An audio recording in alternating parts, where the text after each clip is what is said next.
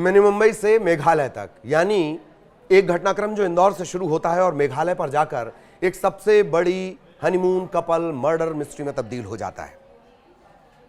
Shillong police investigate करती है, SIT investigate करती है, इसके बाद आरोपी गिरफ्तार कर लिए जाते हैं। पुलिस की फुल प्रूफ क्राइम की टाइमलाइन और थ्योरी, इसके बावजूद कुछ सवाल उठ रहे हैं, कहीं कुछ तो मिसिंग है।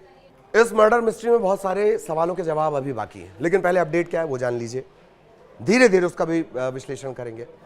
सबसे पहले अपडेट ये जान लीजिए कि दो जो आरोपी हैं वो जज के सामने पलट गए। कौन कौन पलट गया है? आकाश और आनंद। इन्हीं में से एक ने सबसे पहला वार राजा रघुवंशी पर किया था। इस सबसे बड़ी मर्डर मिस्ट्री में बाध्य नहीं है वो कि जो पुलिस के सामने उन्होंने बयान दिया वही बयान वो जज के सामने दें, और उनके बयान जो पुलिस के सामने दिए गए हैं वो इसमें दो धाराएं शामिल होंगी बीएनएस की, भारतीय न्याय संहिता की, 180 और 183। लेकिन जज के सामने जो बयान दिया जाएगा वो मान्य होगा।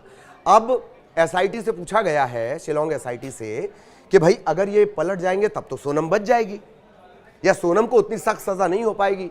लेकिन शिलोंग पुलिस की एसआईटी एकदम कॉन्फिडेंट है। कॉन्फिडेंट उनका कहना है कि हम एफएसएल का वेट कर रहे हैं, जो फॉरेंसिक लैब से जो रिपोर्ट आएगी वो एक सॉलिड एविडेंस होगा, इन लोगों के जो चैट्स हैं वो एक सॉलिड एविडेंस होगा। तो चाहे आरोपी पलट जाए अपने बयान से कोई फर्क नहीं पड़ेगा। पर जानकार कह रहे हैं कि अगर इसी तरह से राज पलट जाता है या राज कुछ और बोल देता है जज के सामने और बाकी के आरोपी कुछ और बोल देते हैं, तब क्या ये केस कमजोर हो जाएगा और सोनम बच निकलेगी? ये इस वक्त का सबसे बड़ा अपडेट है जो जज के सामने हुआ है। इसके अलावा जिन कुछ सवालों का मैं जिक्र कर रहा हूं, अब उसे सिलसिलेवार जानते हैं। कहीं कुछ तो मिसिंग है। सोनम की खामोशी वो मिसिंग है। परिवार के जो आरोप हैं लगातार, राजा रघुवंशी का परिवार ये कह रहा है कि ये मामला सिर्फ इतना नहीं है। उनका कहना है नार्को टेस्ट होना चाहिए राज और सोनम का, तभी हकीकत सामने आएगी। बार बार ये बात निकल कर आ रही है। अब क्या हो रहा है कि जो शिलोंग पुलिस बोल रही है जानकारी तो वही है। अब इसमें सवाल क्यों उठ रहे हैं? 99% अगर सबूत मिल गए हैं तो फिर 3 आरोपियों की रिमांड शिलोंग ले जाकर क्यों ली जाती है? लोकेंद्र की, गार्ड बलवीर की और शिलोम जेम्स की।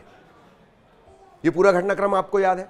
शिलोम जेम्स वही प्रॉपर्टी डीलर है जिसने पहले सबूत फेंके और फिर शिलोंग पुलिस के साथ नाले में उतरकर उसी ने वो सबूत निकालकर शिलोंग पुलिस को दिए। आपको याद आ जाएगा, शिलोम जेम्स प्रॉपर्टी का एक कारोबारी है। इन तीनों की फिर से रिमांड ली गई है। तो क्या कुछ मिसिंग है? क्या शिलोंग पुलिस कुछ छिपा रही है? वो मैं क्यों कह रहा हूं वो जान लीजिए। पहले खुद शिलोंग पुलिस ने कहा था ये लव ट्रायंगल नहीं है, सिर्फ लव ट्रायंगल नहीं है, लव ट्रायंगल में मर्डर नहीं है। और अब शिलोंग पुलिस फिर से रिमांड ले रही है। शिलोंग पुलिस ये कह रही है नार्को टेस्ट की कहीं कोई जरूरत नहीं है। नार्को टेस्ट की जरूरत क्यों नहीं है? क्योंकि सॉलिड एविडेंस उसके पास है, सॉलिड एविडेंस है और हत्या की पूरी थियोरी पुलिस के पास है। हालांकि एक लैपटॉप जिसका बार बार जिक्र आ रहा था उसकी जानकारी अभी तक लग नहीं पाई है। तो अब सिलसिलेवार इस घटनाक्रम को देखते हैं।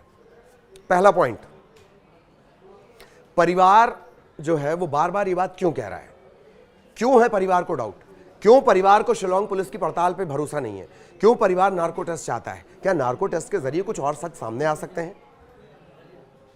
एक लड़की जो 3 से 4 महीने से राजा से जुड़ी हुई है, वो शॉपिंग करती है, वो घूमने जाती है, वो बातचीत कर रही है, वो रोके में शामिल हो रही है, वो शादी कर लेती है, लेकिन किसी को भनक नहीं लगती कि उसके दिल में ये सब कुछ है। क्या राजा का परिवार इसी वजह से डिमांड बार बार कर रहा है? दूसरा मामला, सोनम की खामोशी। अभी जो भी पब्लिक डोमेन में आ रहा है वो शिलोंग पुलिस बताती है कि हां ये हुआ है। किसी तरह पेशी पर जाते वक्त या आते वक्त ऐसा भी नहीं हुआ कि किसी ने पूछा हो सोनम से कि वो क्या कहना चाह रही है, उसका पक्ष क्या है, वो अब तक सामने नहीं आ पाया है। ये भी एक बड़े डाउट की वजह है। शिलोंग पुलिस का कहना है कि उसके पास सॉलिड टेक्निकल एविडेंस है, एफएसएल की रिपोर्ट का उनको इंतजार है, इसके बाद एक चार्जशीट बनेगी। अब खबर जो आई है कि अदालत में आकाश और आनंद, यही नाम है इन आरोपियों के, ये दोनों, आनंद कुर्मी और आकाश राजपूत, ये अपने बयान से पलट गए हैं।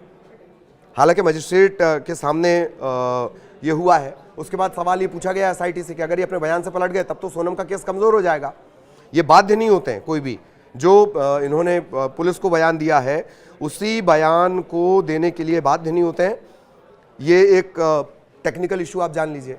जज के सामने जो बयान दिया जाएगा, जिस भी कोर्ट में जा रहे हैं, वो मान्य होगा, उसे माना जाएगा।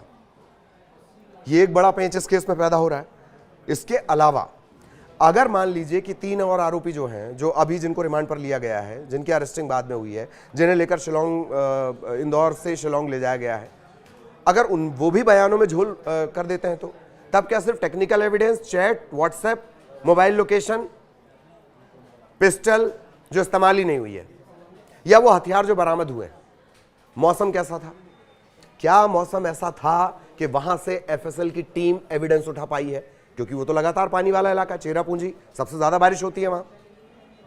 फिर एफएसएल की रिपोर्ट में क्या क्यों कॉन्फिडेंट है एफएसएल की रिपोर्ट को लेकर शिलांग पुलिस?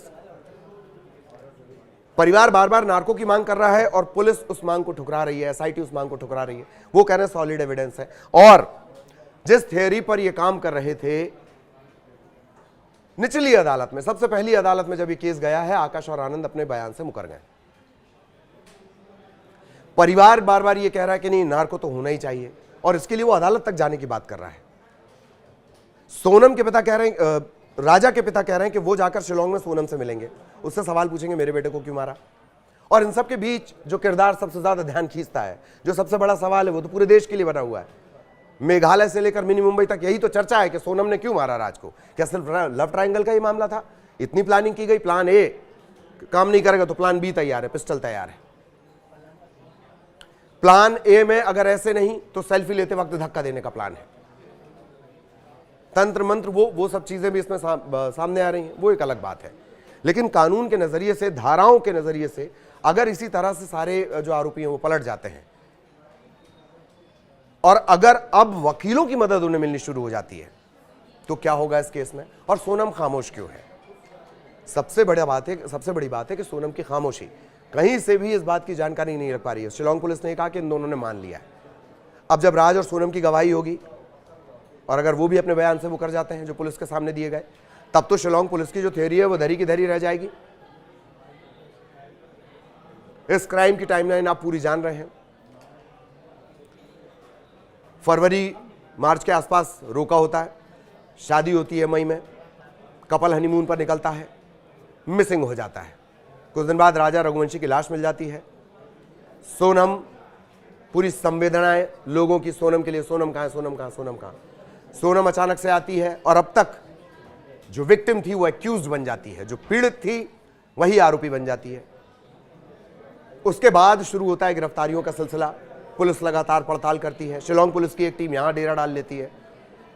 वो घटनाक्रम भी आपने देखा, नाले में शिलोंग पुलिस उतरी हुई है सबूतों की तलाश में। तो क्या ये जो साक्ष्य हैं वो इतने मजबूत अदालत में टिक पाएंगे?